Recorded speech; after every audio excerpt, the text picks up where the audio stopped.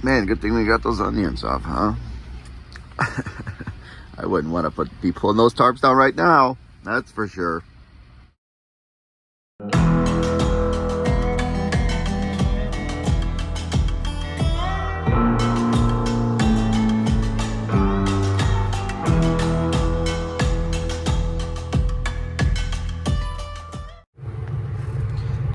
It's Benton Harbor, Michigan.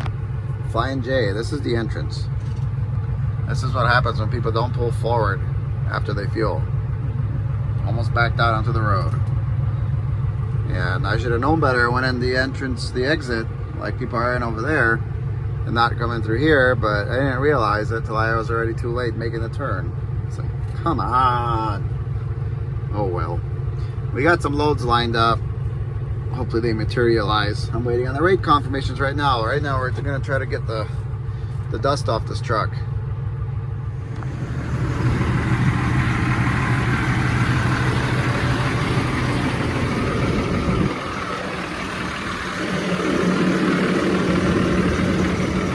Gave Fancy a bath. It was dirty.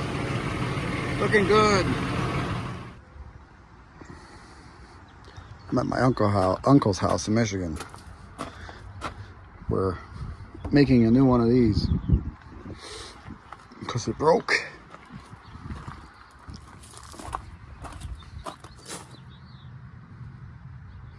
Right there, it broke. So we gotta. He's gonna just make a new one, I guess. I was gonna have him just weld the old one because it's aluminum. I mean, he can weld aluminum, but he's like, no, let's make a new one. So he's making a new one. Should be better than new. Oh yeah, we got a load. We got a load. Unfortunately, we're going back to California, but fortunately, it's very, very good money. So I'm not gonna complain at all. Love Michigan though. Look at all the green.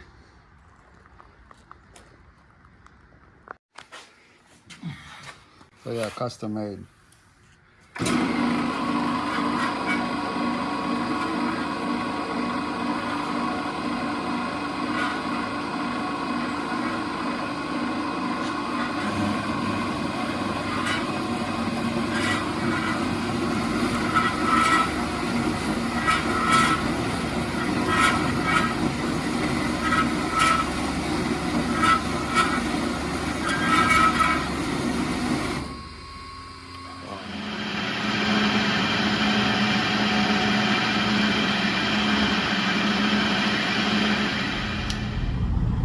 That's the old hood mount or pad.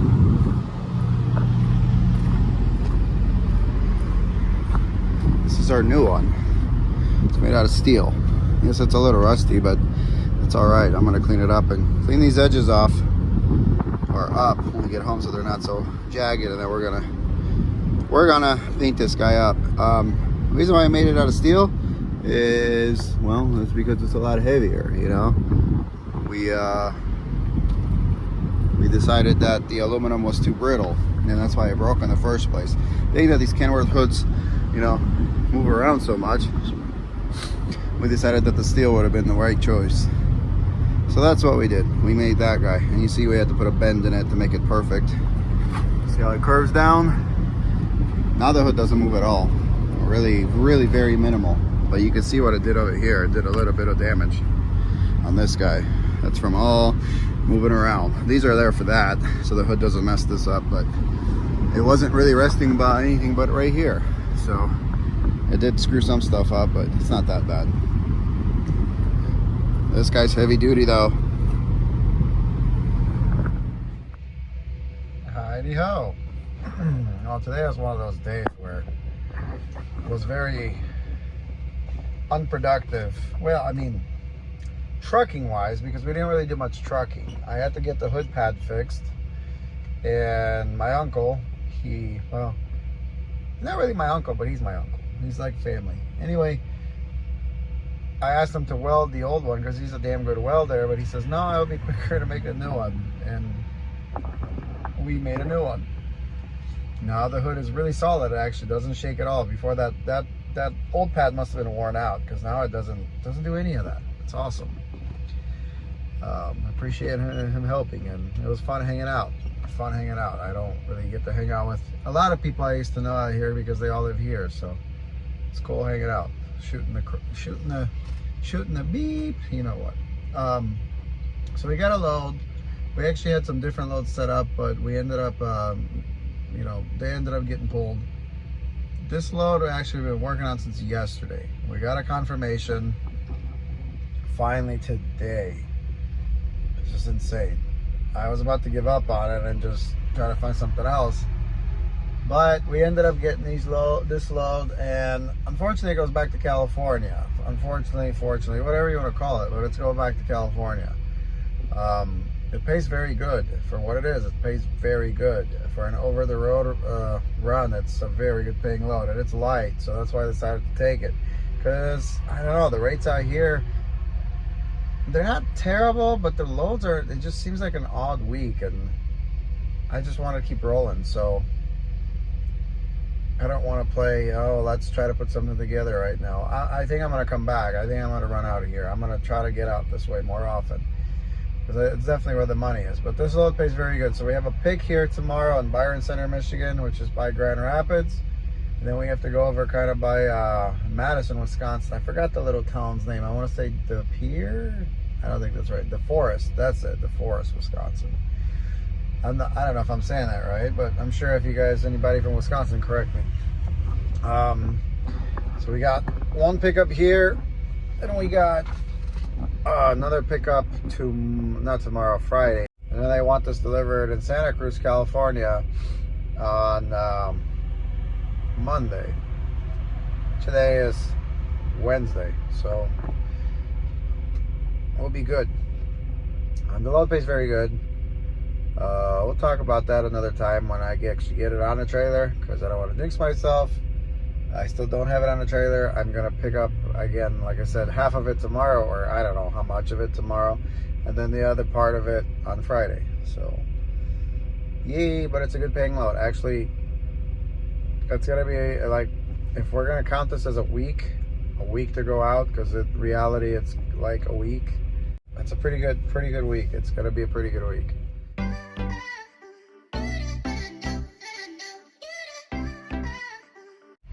Who's ready for a trucker buffet story?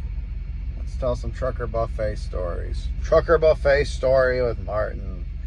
I know I mentioned something in the past video earlier in this trip, talking about the street fighting championships of the world, aka Big Springs, Nebraska, aka Jubilee, Nebraska's dirt empty parking lot for trucks. If you guys know where that is exit 101. Ain't nothing there but a dirt parking lot. A long time ago, very long time ago, when I had this set W900 Kenworth that had a lot of horsepower, and I thought I was untouchable and I could do whatever the hell I wanted, which I don't do that anymore because I'm too old and tired and crabby. I used to run like a super trucker. So I was on my California flight into, I want to say I was going to Chicago, and I hit Nebraska. I was dead tired, and I'm trucking along, and I'm trying to, I want to go to bed. I was at the point where I knew at my limits, I needed to stop. Well, I stopped at the first rest area in Nebraska, no room. Second one, no room.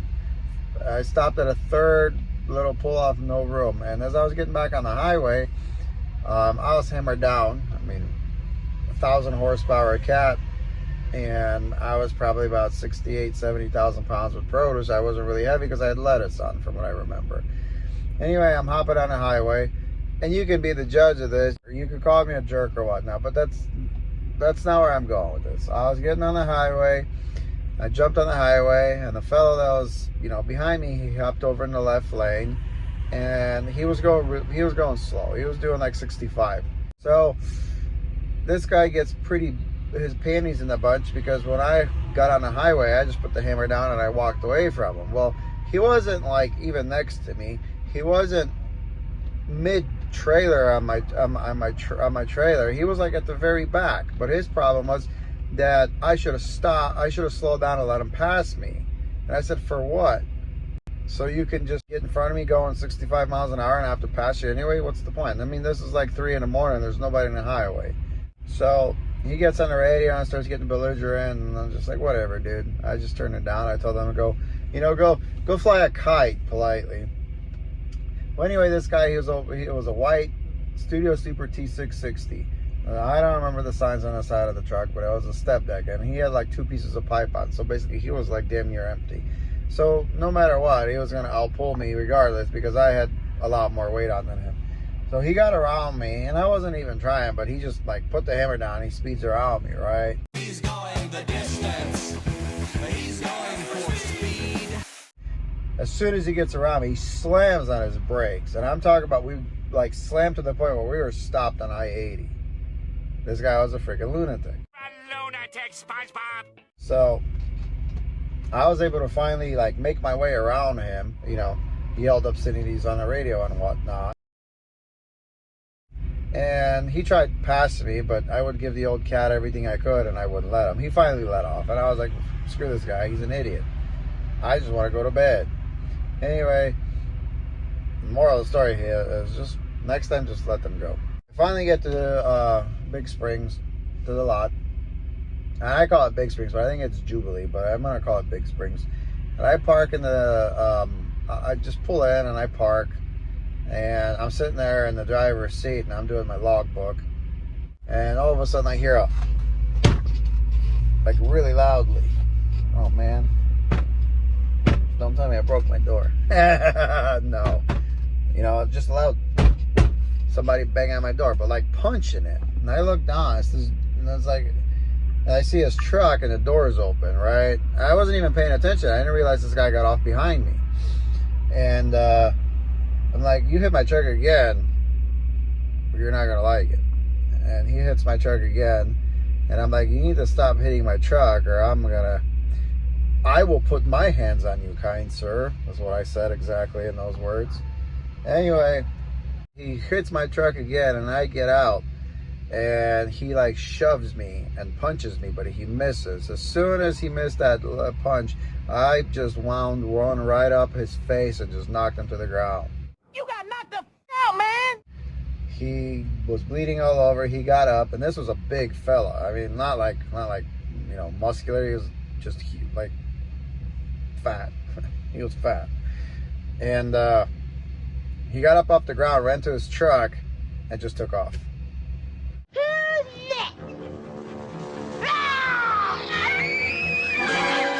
Now I sat there in this driver's seat, all wired, couldn't go back to sleep. Was seeing if the police are going to show up or whatnot. But nobody ever showed up.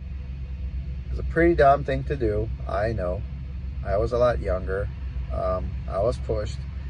And I reacted in such ways. Would I react in a way like that again? Well, it depends. I might. If I'm provoked and I'm pretty pissed off, who knows what you're capable of. But that's the story of the street fighting championships of the world.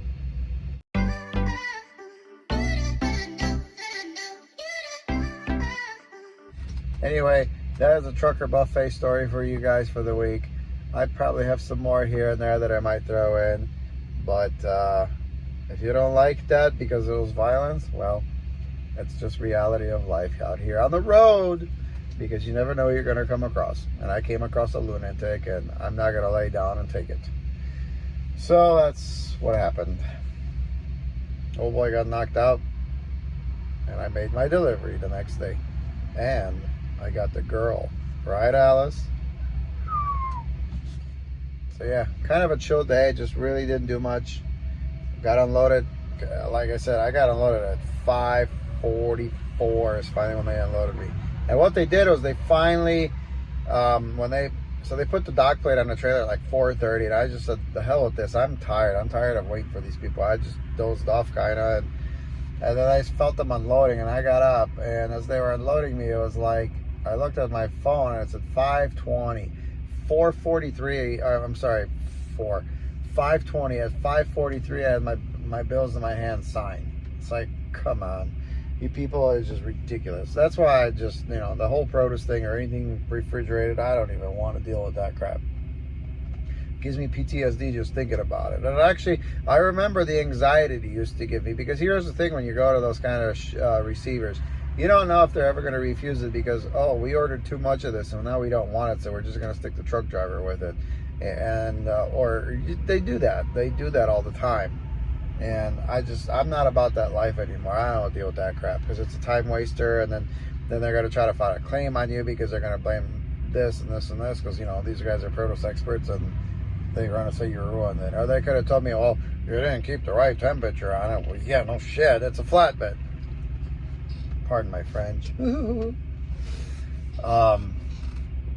But that's just produce receivers. They can be a nightmare. And a lot of you guys know what I'm talking about. I've been there, I've done it, I've been refused, I've been rejected, I've been told that, oh, the product has been, you know, the temperature's not right. And it's not only the small ones. Safeway does a lot of that crap too. Sometimes they'll order too much of it and they're like, hey, we don't want this, so just refuse it. And then a lot of the times then the broker doesn't want to, I mean, if you're deemed at fault, they won't pay you for transport either. It's just how it works. Don't haul produce, don't haul onions. That's my advice to you. I probably won't do that again. I say it again, and I will, if I ever did it again, I'd probably do it a little bit differently. Some things I do differently on how to load it. But I probably wouldn't want to do it again. Just too much crap with those things. They constantly move, and it's just, I don't think I've ever hauled a load that I had to babysit more. I really wanted to do this first pickup today. By the time I got the confirmation, I wouldn't have made it here to load it in time. So it is what it is. Kind of wish I did, but we're up here now. We're literally like 5 minutes away. Hopefully it doesn't take long to load it in the morning, and then we'll continue on. But anyway, this Rambletron has been long enough. I'm sure Alice is going to have to edit it down quite a bit at this point. She's going to be so mad. I don't know why he always accuses me of being so mad, because you know what? I'm not so mad. Even when I'm mad, I'm smiling. That's just how I am. But that's what she lives for.